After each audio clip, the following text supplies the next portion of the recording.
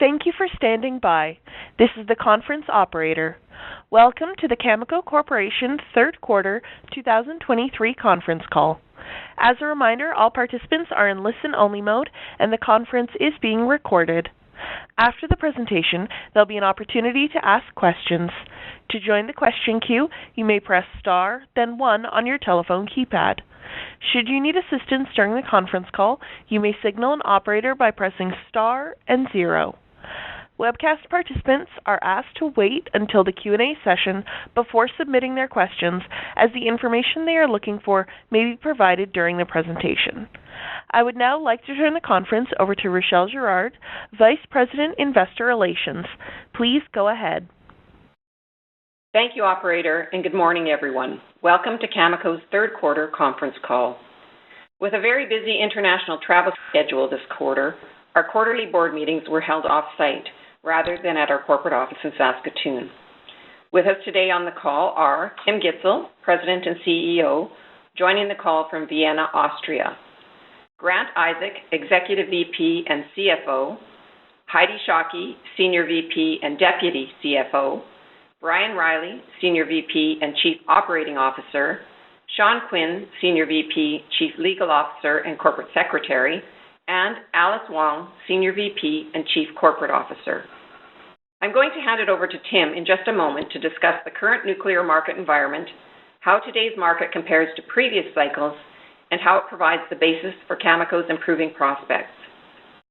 After, we will open it up for your questions. As always, our goal is to be open and transparent with our communications. Therefore, if you have detailed questions about our quarterly financial results, or should your questions not be addressed on this call, we will be happy to follow up with you after the call. There are a few ways to contact us. You can reach out to the contacts provided in our news release. You can submit a question through the Contact tab on our website, or you can use the Ask a Question form at the bottom of the webcast screen, and we will be happy to follow up after this call.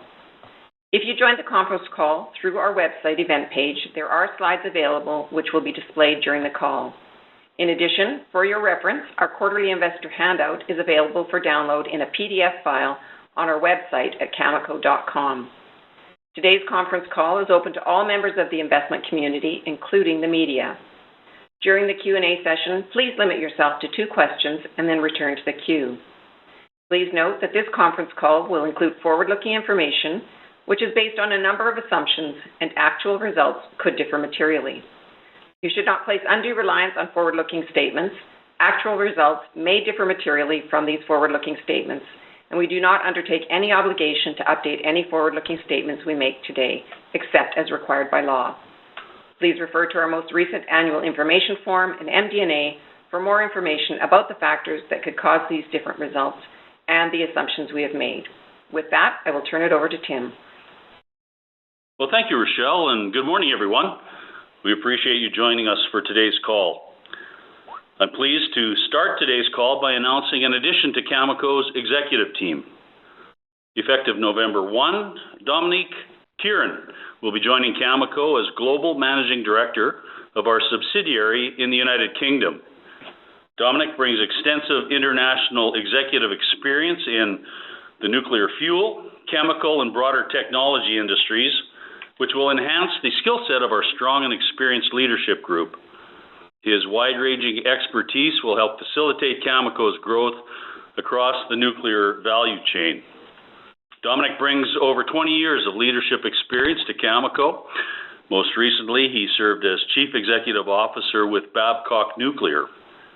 Previously, he was with Urenco for 15 years in increasingly senior leadership roles, including Chief Commercial Officer, and gained a wealth of experience from his diverse responsibilities. We look forward to having Dominique join our Cameco team. As Rachelle mentioned, I'm joining today from Vienna, Austria, where tomorrow I'll be attending meetings of the IAEA's Standing Advisory Group on Nuclear Energy. Mr. Rafael Grossi, the IAEA's Director General, appoints group members from governments, research institutions, and the nuclear industry to advise the agency on nuclear power and fuel cycle activities and provide guidance on matters concerning capacity for long-term energy security. This trip adds to what has been a very busy fall. Back in Canada, I met with Ukrainian President Zelensky and Prime Minister Trudeau in September, followed by a trip with a Cameco delegation in October to the head office and operations of Energoatom in Kyiv, reinforcing our commitment and support for Ukraine's energy independence. We also joined the OECD's inaugural Roadmaps to New Nuclear conference in Paris, where government and industry leaders met to build leadership and cooperation in nuclear energy. These are all proud moments for us at Cameco that highlight the impact our work is having around the world. Our invitation to these types of influential meetings highlights our credibility as a company and our well-respected position in the nuclear fuel market.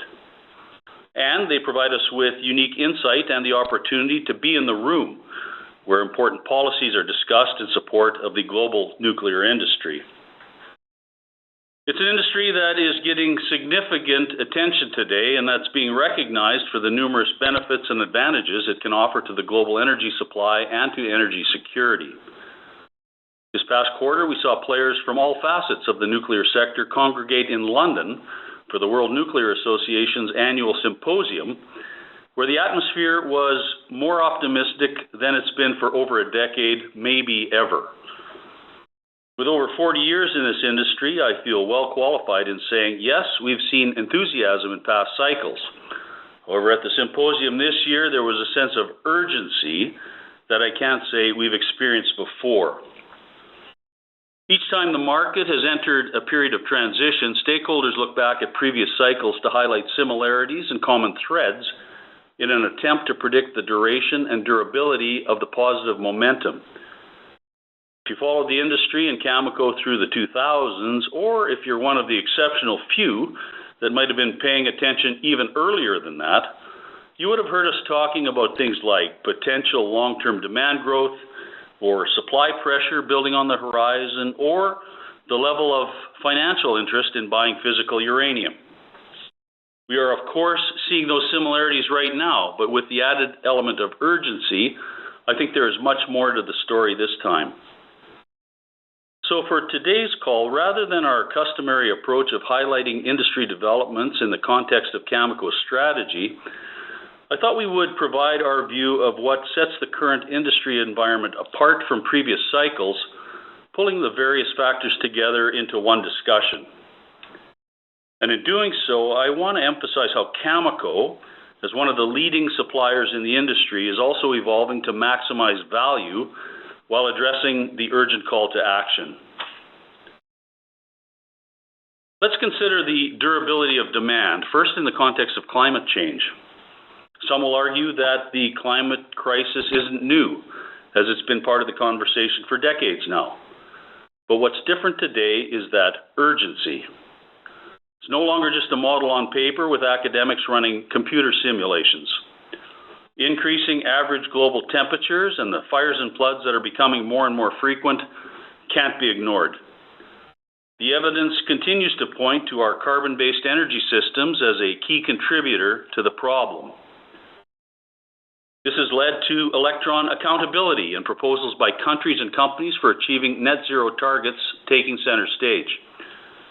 And today it's clear, achieving those targets does not happen without nuclear power. That itself is a notable difference, but it goes even deeper.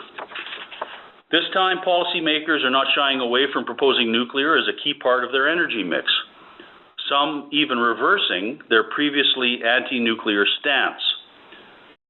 The WNA sessions in London that I mentioned opened with U.S. Member of Congress Chuck Fleischmann and the UK Under-Secretary of State and Minister for Nuclear and Networks Andrew Bowie on a panel where they discussed today's bipartisan support in government.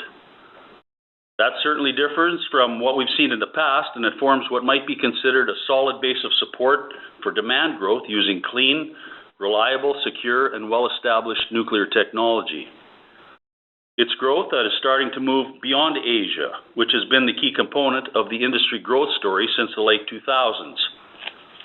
Asia's nuclear expansion obviously remains very important today, but the broader interest and level of potential growth has expanded and is now much more global. Beyond that base of demand growth, another emerging difference in today's demand profile is the potential deployment of new nuclear reactor designs, with a number of small modular reactors and small advanced microreactors in development. These represent a clean energy source that would be more accessible in terms of output that better matches small or modest local demand. They're expected to have better cost and schedule control by way of factory production. And they can also address needs beyond electricity, such as applications for industrial heat, desalination, or hydrogen production. Big industrial energy consumers are not waiting for those government decisions and policies I just mentioned. They are moving much more quickly. A number of private companies are taking action and announcing their own plans to support the expansion of clean nuclear energy in the years to come, using those promising new technologies.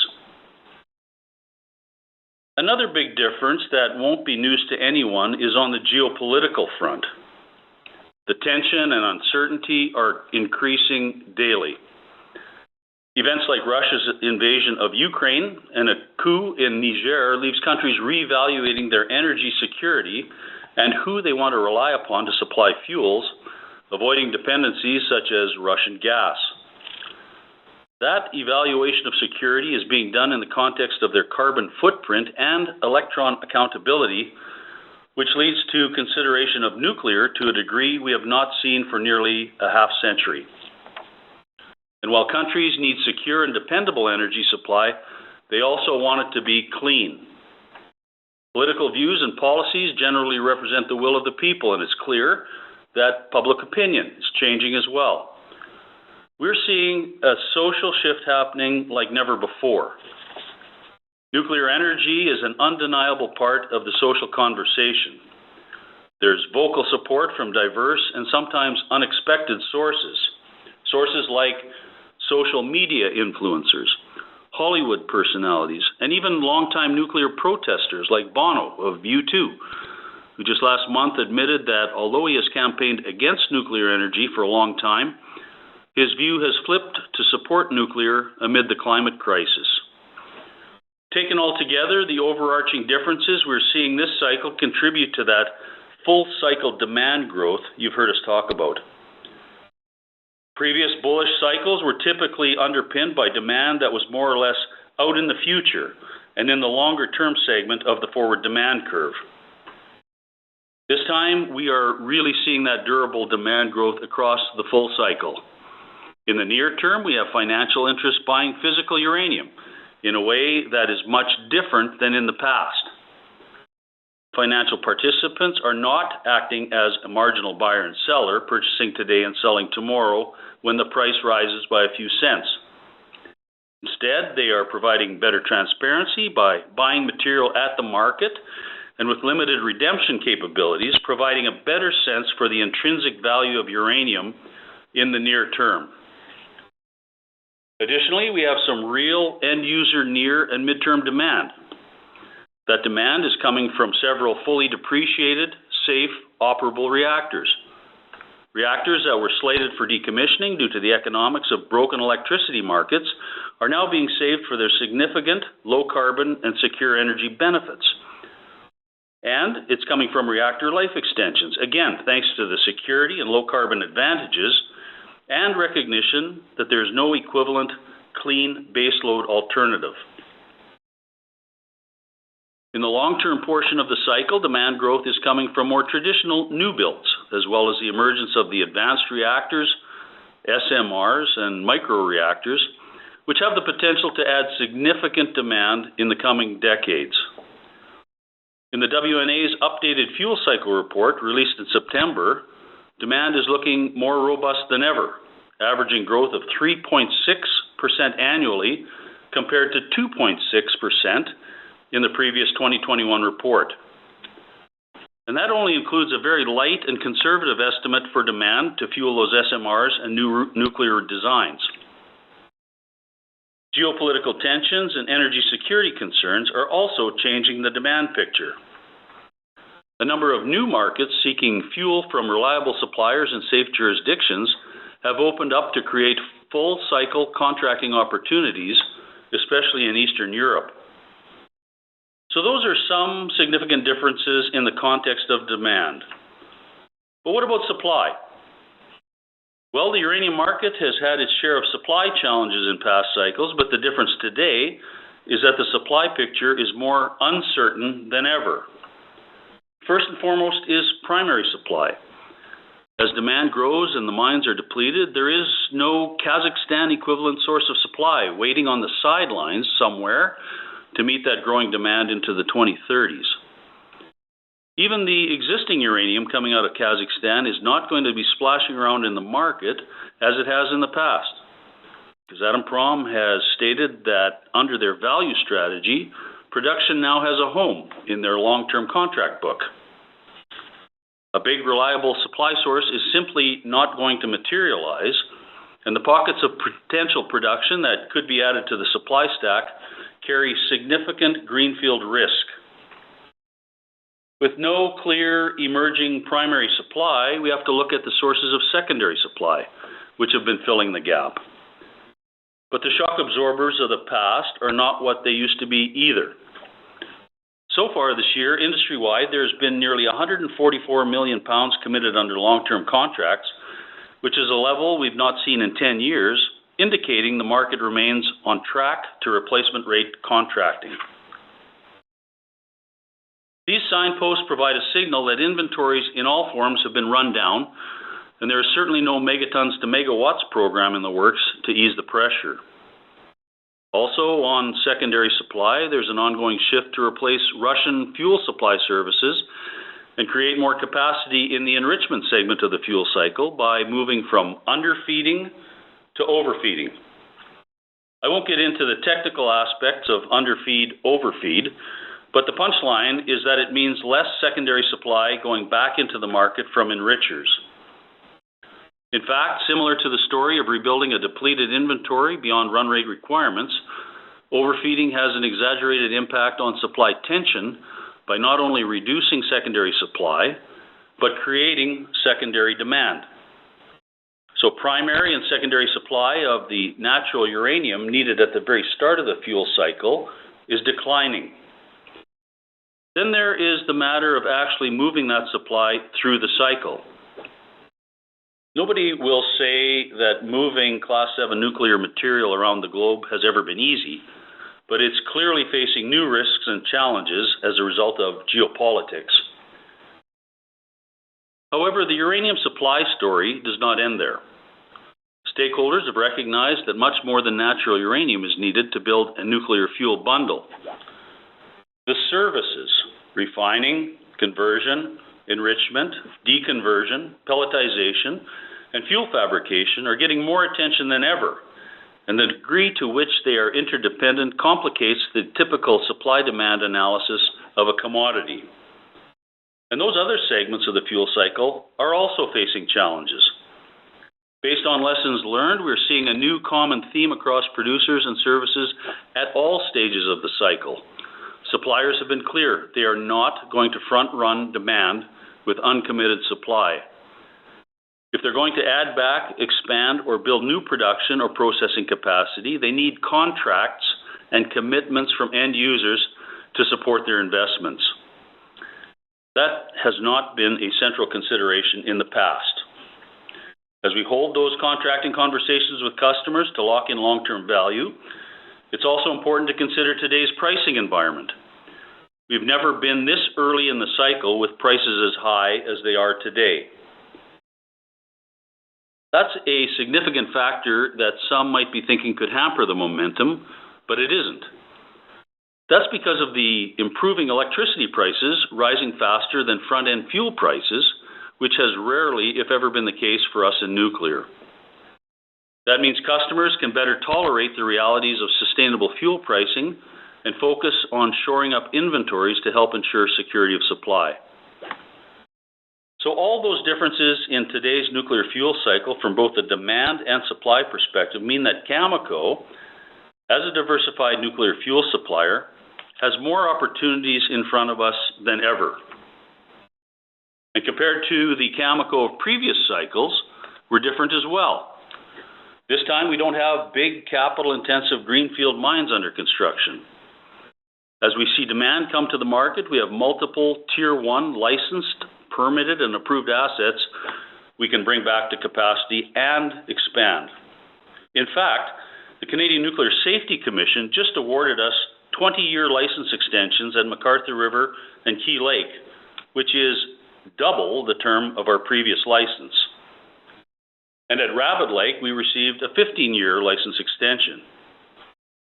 We believe that our commitment to protecting the health and safety of our people and the public and to protecting the environment is reflected in the extended duration of the licenses. And as we add contracts to our portfolio for the delivery of uranium in the years to come, we also have several already built and permitted Tier 2 assets where costs and economics are established and proven. These are all sources of proven and reliable supply from a preferred jurisdiction. And of course, it doesn't end there. We have what we believe are some of the best advanced exploration projects and most prospective land positions in the business. Today, we are more focused on our core expertise, having divested interests in gold and power generation, and as a pure-play nuclear investment, we are very well positioned to maximize value. There's improved recognition of the importance and interdependence of the entire fuel cycle beyond uranium as a core commodity. This means that our long-established and reliable fuel services division, as well as our investment in global laser enrichment and its next-generation enrichment technology, are being highlighted for their strategic importance. And I'm not using the word strategic in place of economic. We have been invested across the fuel cycle since inception, and I think those assets are more valuable to us today from a financial perspective than they've ever been. Considering our uranium and fuel cycle assets together from an investment perspective, we offer exciting upside exposure to an in-demand commodity at a time when supplies have never been more uncertain. And at the same time, we offer the stability and protection of an impressive long-term contract portfolio, representing a stream of earnings and cash flow that provides exposure to rising prices. And our pipeline of contract discussions continues to grow. And with our partner Brookfield, we continue to work toward closing our acquisition of Westinghouse by the end of the year. That transaction is very well aligned with our pure-play nuclear strategy. With several parts of that business being more stable and less tied to the ups and downs of the commodity, it's expected to complement our high-quality Tier 1 uranium and fuel services assets.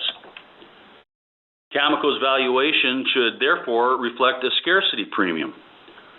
No other publicly traded uranium company offers similar exposure to that durable, full-cycle demand growth across the fuel cycle that's occurring in the nuclear industry.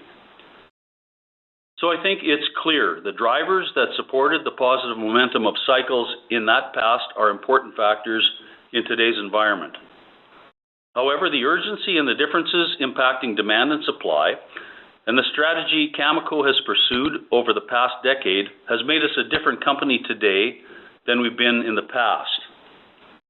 Combined, these factors set up this cycle to be more exciting than ever. The improving market conditions, coupled with our strategic decisions, are also benefiting our financial performance. We're seeing improvements in our earnings, gross profit, and cash flow, which was evident again this quarter.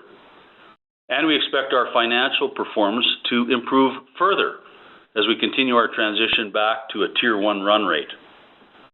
Cameco's strategy of contracting discipline, production discipline, and risk-managed financial discipline is set within the context of the transitioning market environment we're currently in. With $2.7 billion in cash, $1 billion in total debt, and a $1 billion undrawn credit facility, our balance sheet remains strong.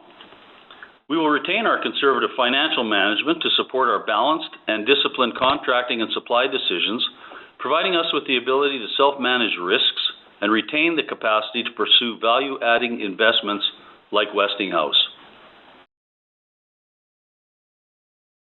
Before moving into our Q&A session today, it is with an enormously heavy heart that I acknowledge and remember Ian Bruce, a dear friend, valued colleague, and Cameco's longtime board chair, who tragically passed away at his cottage in Ontario on October 16th. I've worked with Ian since he joined our board more than a decade ago, and on behalf of the entire Cameco family, I extend our deepest condolences to Ian's wife Darlene and his family and many friends and loved ones. His business acumen, personal and professional advice, overall leadership, and most importantly, friendship, were absolutely invaluable to Cameco, and his absence during yesterday's board discussions was notable. Ian was excited about nuclear energy and the company's future, and he was extremely proud to be part of the Cameco team. He will be profoundly missed. So thank you for your interest today, and we are happy to take your questions. Thank you. We will now begin the question and answer session. In the interest of time, we ask that you limit your questions to one with one supplemental.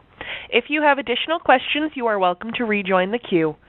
To join the question queue, you may press star, then 1 on your telephone keypad. You will hear a tone acknowledging your request. If you are using a speakerphone, please pick up your handset before pressing any keys. To withdraw from the question queue, please press star, then 2. Webcast participants are welcome to submit questions through the box at the bottom of the webcast frame. The Cameco Investor Relations team will follow up with you by email after the call. Once again, anyone on the conference call who wishes to ask a question may press star, then 1 at this time. Our first question comes from Orest Wowkodaw of Scotiabank. Please go ahead.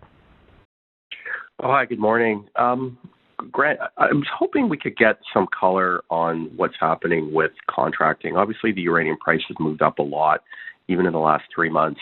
And I'm wondering if you're seeing what kind of behavior you're seeing from your customers, whether the higher price movement is actually engaging them to sign more contracts or whether you're seeing them pulling back. And alternatively, how's Cameco approaching this behavior? And are you continuing to pull back in terms of signing contracts in hopes of better terms with respect to higher floors and ceilings down the road? Just wondering sort of what that engagement looks like right now. Yeah, Orest, great questions, great place to start. There have been a lot of opportunities to be with customers in the last couple of months. The WNA symposium that Tim referred to, as well as the recent NEI conference in Charlotte. There still is a very pervasive urgency in the market.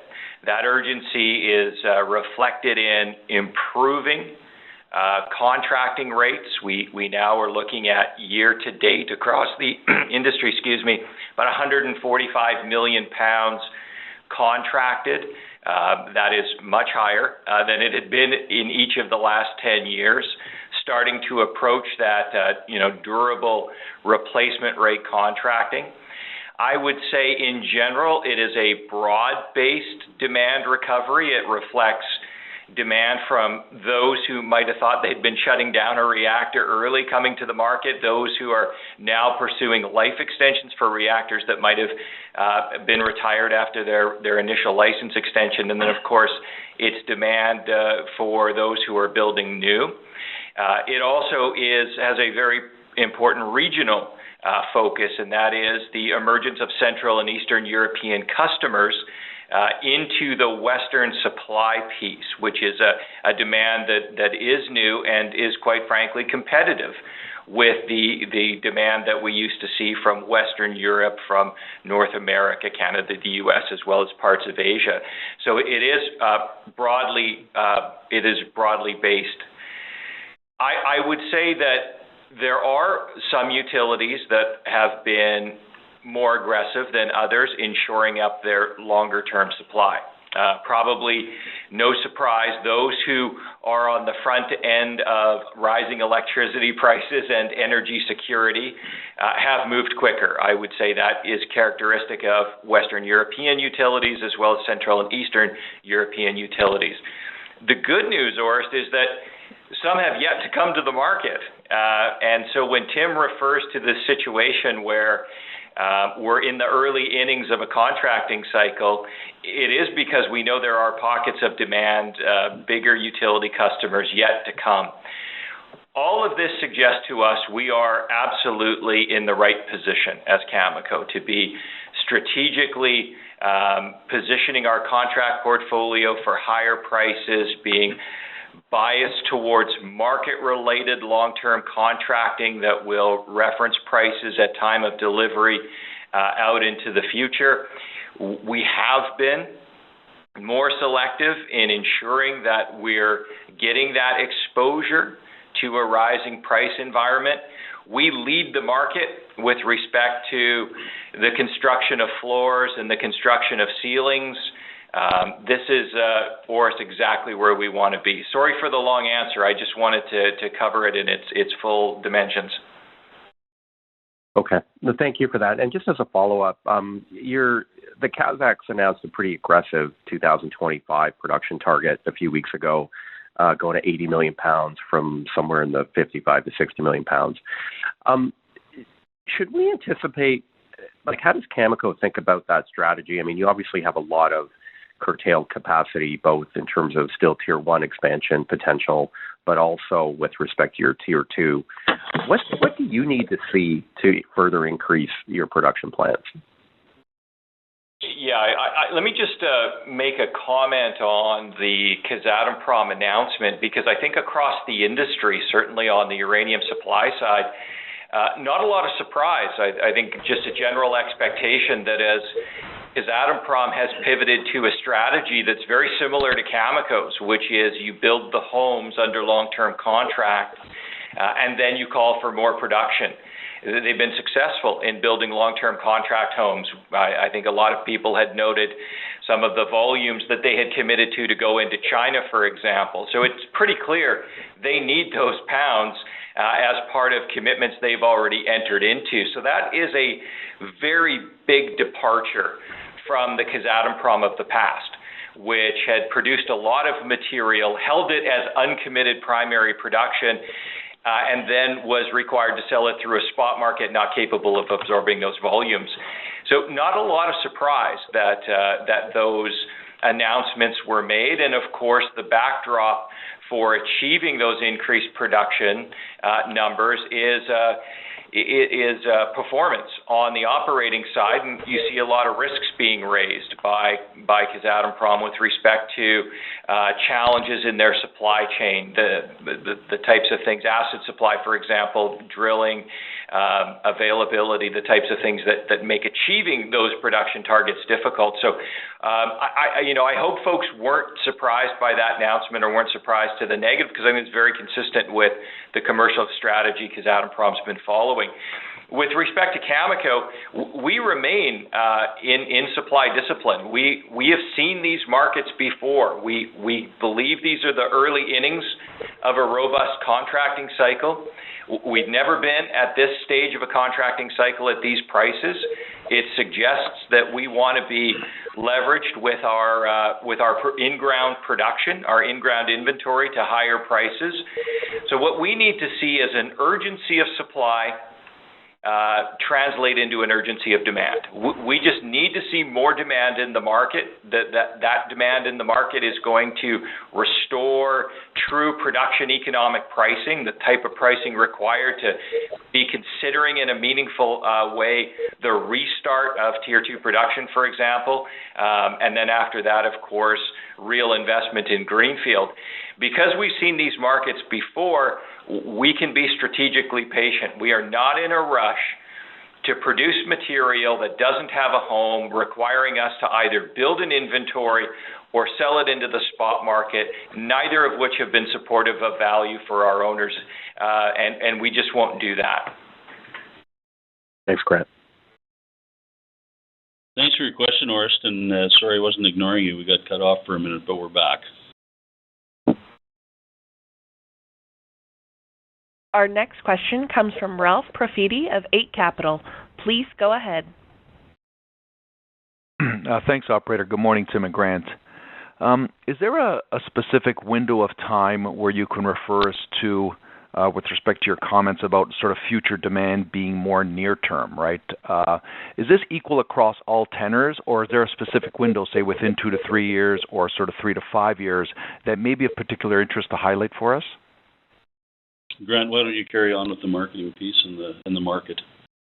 Yeah, when you think about that near-term demand, we're often referring to those who are running reactors may have been planning to shut them down early, but then the policy condition changes for them to be saved. And so if you just think in the recent past, some examples would be the Diablo Canyon units in California, or perhaps the Byron and Dresden units in Illinois. And why we call this near-term demand is because the reality for the utility that's been operating those units is not only have they not been procuring run rate material, they've probably been drawing down their inventory that was assigned to those units. And so when those units are extended, we often see two very distinct types of near-term demand. And the first is those utilities stepping into the market and looking for run rate requirements, now for the next 3 years, now for the next 5 years, and they put that demand in the market, looking for term material. And then oftentimes you'll see that demand also some demand show up in the spot market in the form of restoring some inventory targets that had been drawn down. Now that is a kind of in the next 5-year window, Ralph, and so that is really helpful demand with respect to price formation, because what it effectively does when you see those announcements is those who might have, say, uncommitted primary production or an offtake agreement with perhaps a state-owned enterprise that is continuing to produce without a home, those types of folks might step back from selling material in the spot market in anticipation of that demand to show up. So it tends to be very constructive. That's a little distinct, I would say, from that medium-term demand that Tim referred to, which is really around life extensions. The U.S. fleet pioneered life extensions, but now with a clean energy and an energy security crisis going on, a lot of jurisdictions are considering running their reactors for a lot longer, and then that starts to extend the tenor of the term contracting. And so, for example, we are now seeing term contracting push through the end of this decade and into the early part of the 2030s in a fairly significant way. So we often think of that near and the midterm demand quite distinctly. Gotcha. Yeah, very helpful. In the production update in September, your team cited equipment reliability issues, availability of skilled labor, and supply chain challenges. Just wondering, are you seeing these as temporary and transitory, and how are you tackling that? How are you tackling these issues? Yeah, Ralph, we're working through those issues. When you're down for 4 or 5 years, like we were at MacArthur and Key, nothing's that simple, and we put in a lot of automation and robotics that we have to fine-tune. So, I think we're coming around now. I've seen some numbers in the last little while, and our production is running nicely, and we hope to get it just at a steady state. So we're working through those issues that we mentioned, I think it was in early September, 3rd of September, and at both MacArthur, Key, and Cigar. And so we want to get back to steady state. Our plan is to get back up to 18 million pounds a year at both of those sites next year, and that's what we're going to do. Yeah, excellent to hear. Thanks, Tim. Thanks, Grant. Thanks. Our next question comes from Lawson Winder of Bank of America. Please go ahead. Yes, thank you, operator, and good morning, Tim, Grant, and Rochelle as well. Nice to hear from you all. Thank you for the update. I would like to ask about Westinghouse. And first of all, just ask if you could confirm that the UK is the final remaining competition authority approval that is needed, and maybe if you could please comment on why the process has taken a little longer than expected. Yeah, so it's Tim. I think we've worked our way through about 40 or 40-plus approvals so far. We do have the UK left to go, and so we're still expecting to close the deal by the end of the year. So I think everything's on track for that. Nothing too new there. We're super excited about closing the deal when that day comes. We think we got the right partner, the right target, and the right timing. So more to come on that as soon as we get all the approvals in place. So UK definitely is just the last one? Sorry, I just wanted to be totally clear on that. Yeah, that's correct. Okay, yeah, fantastic. Oh, that's exciting. And then the follow-up I would ask to that question would just be in terms of financing the US $2.2 billion required on closure. The MD&A spoke about a funding mix of cash, debt, and equity. And I just wanted to ask whether the equity proportion refers to the equity offering already completed in 2022, or is there some consideration for an additional equity raise on close? It was the one we already did, but I'll ask our CFO maybe just to give a little bit of detail of how we're going to end up paying for our acquisition, Grant. Yeah, the good news is, Lawson, it's already in place, the financing. This is the action that we took last October 11th. The equity that we raised is the only equity we intend to raise for this transaction. We also put in place two syndicated term loans, one of a 2-year tenor and one of a 3-year tenor, both $300 million US. Those are in place to be drawn at time of closing. And then, of course, we would just work really quickly to pay those down. This is all occurring while the cash flow, as you see, is building in the uranium segment as well as the conversion segment. And, of course, the financial contribution of Westinghouse will be added to it. So we're in a terrific position and can absolutely confirm there's no additional equity required. That's fantastic. I look forward to that deal closing. Good luck, guys. So do I. Thanks, Lawson. So do we. Our next question comes from Gordon Johnson of GLJ Research. Please go ahead. Hey, guys. Thanks for taking my question. Just two questions. First up, can you guys let us know what happens to, I guess, your contracts when you contract it out, yet you have capacity issues? And with respect to that question, what happens to those guys who, have contracted out, some of the other guys out there who have contracted out yet aren't able to produce? And is there a price that potentially could hurt demand if some of these capacities aren't available? And then I have a follow-up. Thank you.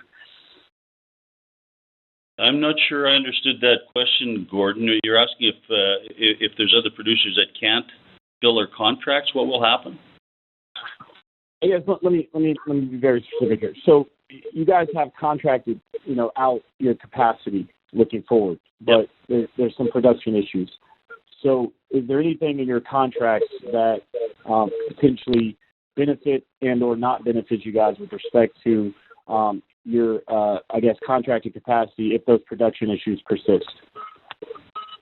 Well, let me be very clear. We will fill our contracts. We have multiple ways of filling contracts. I think Grant's been pretty clear on that over time. We have production, of course, and we're ramping that up. We have inventories. We have short-term loans. We have other purchases that we've made in the past that we can draw forward. So I assure you, we will fill all of our contracts that we've signed with those different levers we have to pull.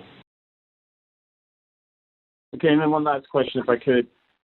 It seems like you guys have plans to buy around 13 million pounds of U3O8 this year, but it seems like so far you've brought 5 million.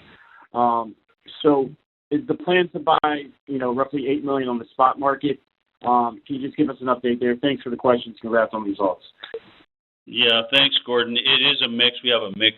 We certainly have a mix of purchases we make on an annual basis. Grant, you maybe want to break them down between our Inkai and long-term and spot.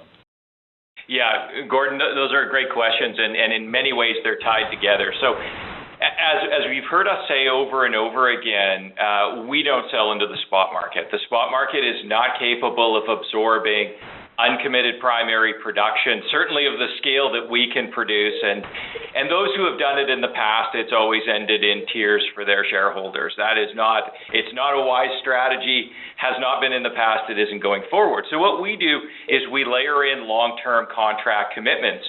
And it is very typical for us actually to plan to produce less than we're going to deliver. The reason is we know how this market works. This market there's always somebody who's willing to sell into the front end of the spot market, and we always like to have a bit of demand to deploy to pick up that material because, quite frankly, it is very supportive of not just our portfolio of sales that are already contracted, but it's very supportive of the negotiations we currently have going on to structure new contracts. And so we like the fact that with demand in the market, there tends to be stronger pricing to achieve in both our portfolio as well as our pipeline. So then we always have the issue of how do we source these committed sales. Production is an important source of it. We carry an inventory to deal with any production shortfalls like we have today. We will make purchases in the near term of the spot market for immediate delivery. We will occasionally buy on the forward curve for delivery out into the future, and we can take delivery of that material sooner if we need it. We have other tools in the toolbox, including, as Tim said, folks have a lot of material parked at our facilities, and in some cases we have the ability to borrow it. All of that to say that we think about these sourcing decisions years in advance, not just weeks in advance, but years in advance. So we will buy material in the market. That's exactly where we want to be at this point in the cycle. We are far from sold out from a overall contract portfolio point of view. We've got a lot of pounds that can be contracted out into that window that I talked about, late 20s to early 30s. We obviously want that material contracted at stronger prices, and one way to achieve that is to actually have some demand to deploy in the near term of the market. So this is exactly where we want to be. Nobody should be surprised by it. It is an important part of that full cycle value capture that we talked about. So I think great question, Gordon. Hey, thanks again, guys. Thanks, Gordon. Our next question comes from Katie LaChapelle of Canaccord Genuity. Please go ahead. Thanks, operator, and good morning, Tim and Grant. Most of my questions have already been addressed, but maybe just one quick one. Your team just returned from the NAI conference, I'm assuming in Charlotte last week, and now we've got spot prices sustainably above $70 a pound. What was the chatter among the industry participants at the NAI conference, and how, if at all, have these conversations evolved since WNA in September?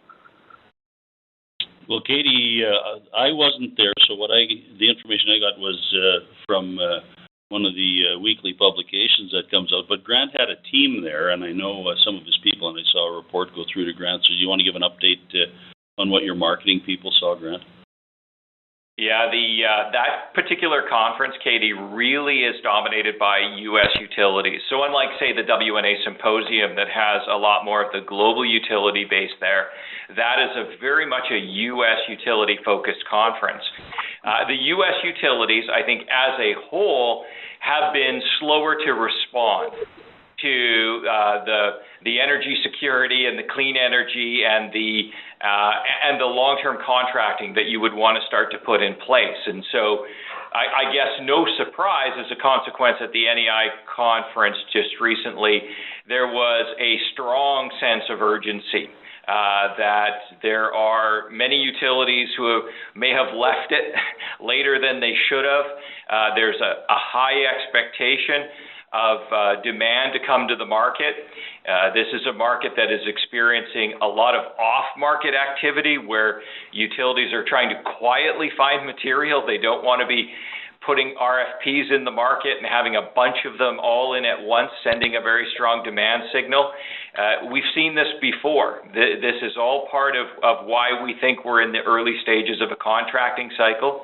So I would say if there's a takeaway word, it's urgency. It's urgency of ensuring that the fuel supply is there and all components of it, not just the uranium, to fuel what is a terrific demand outlook for nuclear power in the United States. Thanks, Grant. Appreciate the additional color. Thanks, Katie. Our next question comes from Brian MacArthur of Raymond James. Please go ahead.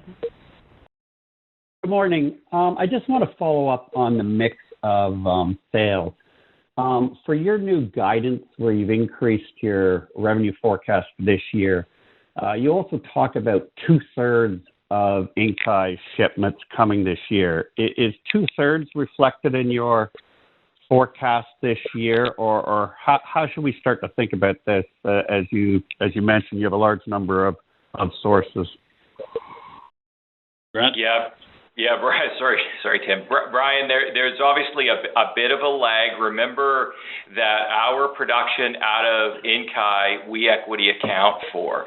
So obviously, when we take delivery of that material this year, we will pay for it. And remember, we have the right to buy it from the joint venture at a discount to market, and so that financial commitment of purchasing it will be booked this year. But then the big reward, of course, is the dividend that gets paid out from Inkai to its owners, and of course we're one of them, which is the difference between what you can produce for and what the material was sold for to its owners, and that will flow in next year. So there is a bit of a timing lag where we'll have dollars out the door to purchase the material, but the dividend will come usually in that April-May window of next year. And so just a bit of a timing issue, but make no mistake, the economic value of that really good Tier 1 asset is always ours. No, I get that. But just in your cost of goods sales, do you not have to make some assumption about what you're going to get? Yeah, absolutely. So in the cost of goods will be the purchase of the material that arrives this year. So that'll be reflected in there. Right. So at the beginning of the year, it would have been 100%, and now it's 2/3. Is that fair? Is that the way you do it? It's Heidi here. So I guess really Inkai shows in our cost of sales as a spot purchase. And so we kind of, whether it's a purchase that we do through our long-term purchase commitments or through the spot or it's Inkai, we work into our cost of sales the amount that we need to purchase. So Inkai would be reflected as part of the 11 million pounds that we plan to purchase this year. Okay, just with a 5% discount on that at market when you get it. Yeah, correct. Perfect. Thank you very much. Thank you, Brian. Our next question comes from Alex McPherson of All Saskatchewan. Please go ahead. Hi, everyone. Good morning. Thanks for taking my call. One of the previous callers asked about northern Saskatchewan, but I was hoping you might be able to provide a bit more color on the specific challenges you faced in terms of the announcement in September and sort of what steps you're taking and working on to resolve those issues. Thanks very much. Yeah, thanks, Alex. Nice to hear from you. I think we detailed in previous when we put out our press release in September that we were having some short-term issues regarding, I think at Cigar Lake, we were moving to the war zone, and that's never easy, and so we just had to adapt to that. We were having a few issues getting some skilled labor. We're fixing that up. So reliability of equipment was another piece that we had to work on. But that's our business. That's what we do. Those are things we can fix. So as I said, in the last I've been watching. Obviously, we get updates from Brian every day, every week on how production's going, and I'm happy to say it's going a lot better. And so we haven't changed our guidance that we put out from September. And our goal, Alex, as you know, is to get back to a run rate of 18 million pounds per year on a 100% basis at both McArthur Key and Cigar. And then we'll see what the future brings. If there's demand for our product that shows up in the form of long-term contracts from good customers, we'll see if we can increase our production. Perfect. Thank you very much. Thanks, Alex. Our next question comes from Grace Symes of Energy Intelligence. Please go ahead. Good morning. My question is just if there's any update on efforts to build a calciner at JV Inkai. I'm going to ask Sean Quinn, who looks after our Kazakh interests, to answer that one. Sean? Sure. Yeah, the project continues great.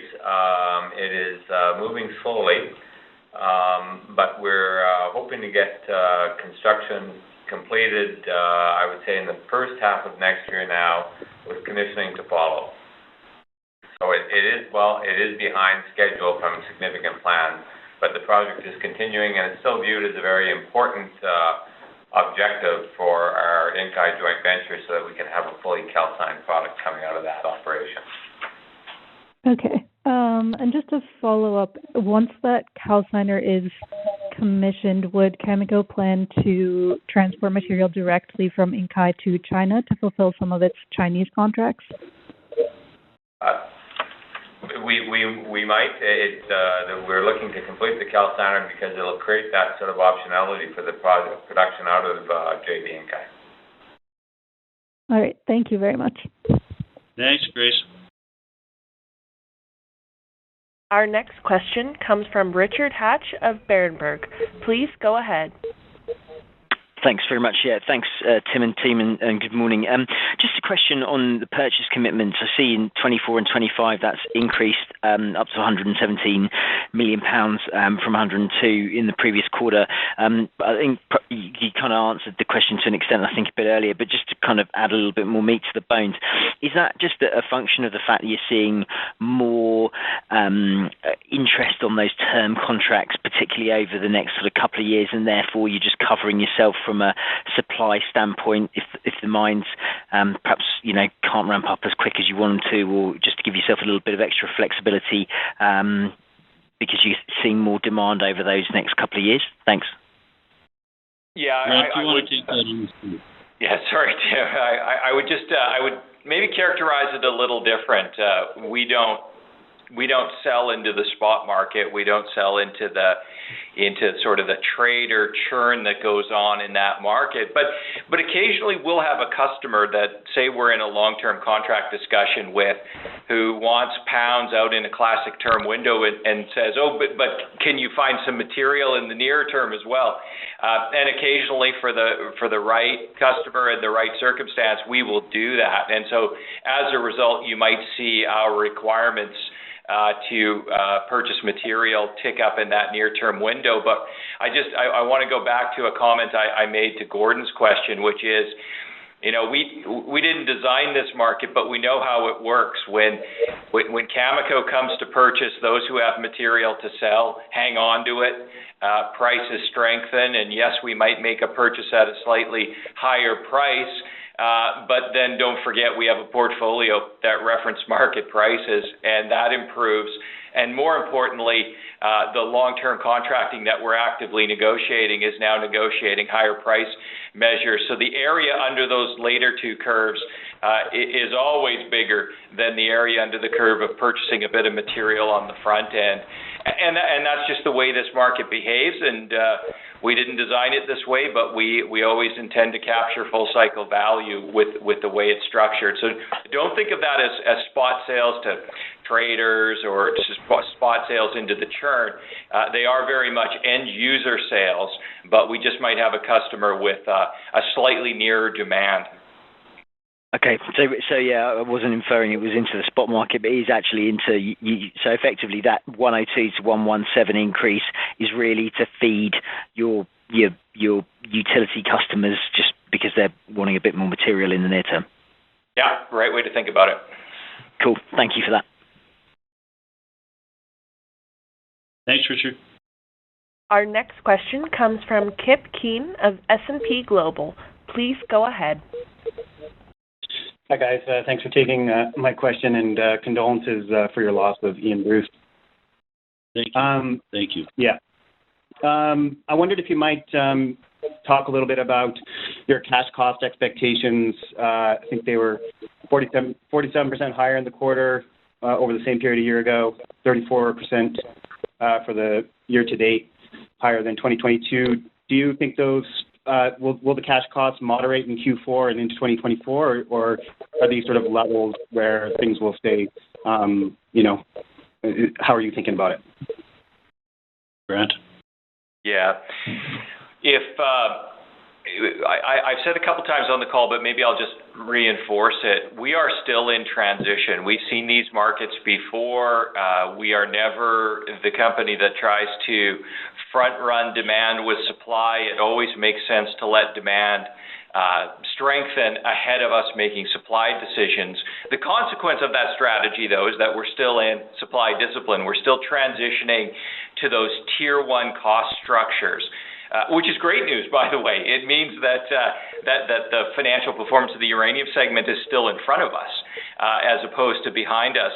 So when you're thinking about kind of a longer-term trend, I'd encourage you not to look at any one particular quarter, especially a quarter where we've had an outage at Cigar Lake for a month, for example. And what I'd encourage you to do is turn to our AIF, our annual information form. So on an annual basis, we are required to update the life of mine operating costs of our technical reports of our material properties. And what you'll see in our most recent one is that McArthur's at just over $16 Canadian per pound, Cigar Lake just over $18 Canadian per pound, and Inkai's below $8 Canadian per pound.